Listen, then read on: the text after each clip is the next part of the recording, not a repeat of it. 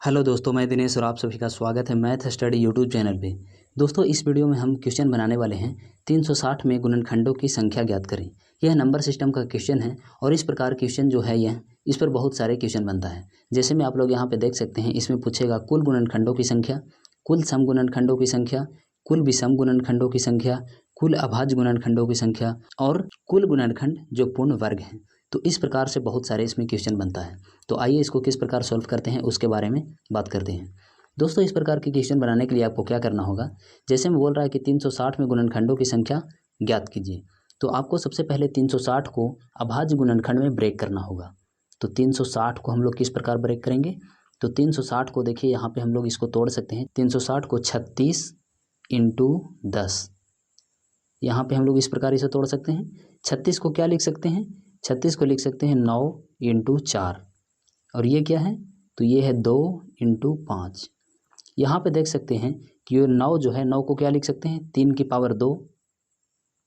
यहाँ पे 2 की पावर क्या लिख सकते हैं 2 की पावर 3, चूँकि 2 की पावर 1 ये है और 2 की पावर 2 यहाँ पे। उसके बाद क्या लिखेंगे, तो 5 की पावर 1। अभाज्य गुणनखंड में हम उस संख्याओं को तोड़ चुके हैं, किसको, तो 360 को। अब इसमें क्या क्या सवाल बनते हैं, तो इसमें सवाल बन रहा है कि कुल कितने गुणनखंड हैं।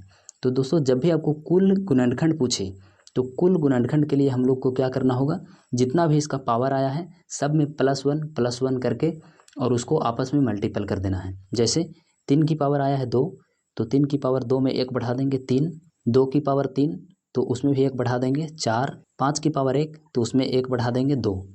अब इसे गुना कर लेंगे, 4 तिया 12 और 12 दूनी 24, यानी टोटल गुणनखंडों की संख्या जो आ गया 360 में वह कितना आया, 24। पहला सवाल का जवाब क्या हुआ, 24।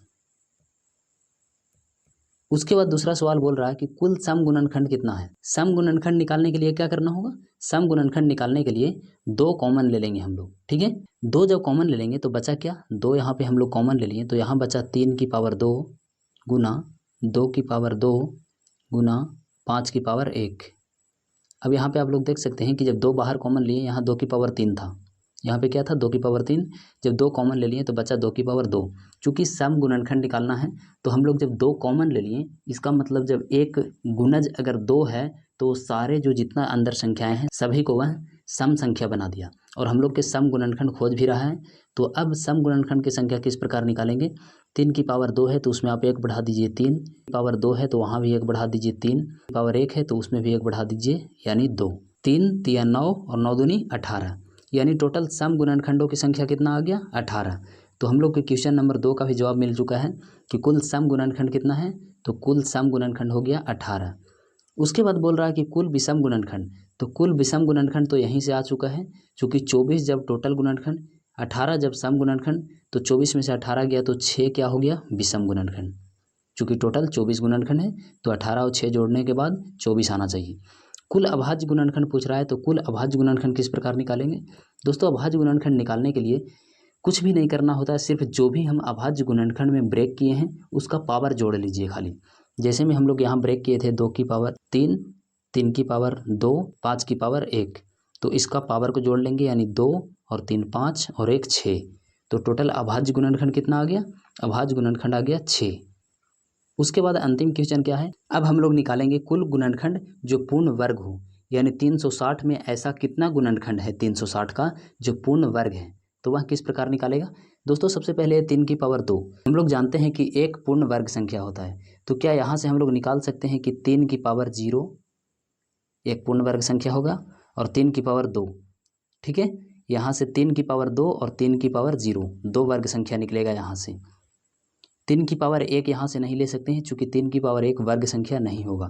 उसके बाद क्या होगा, 2 की पावर 0 और 2 की पावर 2, 2 की पावर 3 भी नहीं लेंगे और 2 की पावर 1 भी नहीं लेंगे, चूँकि वह वर्ग संख्या नहीं है।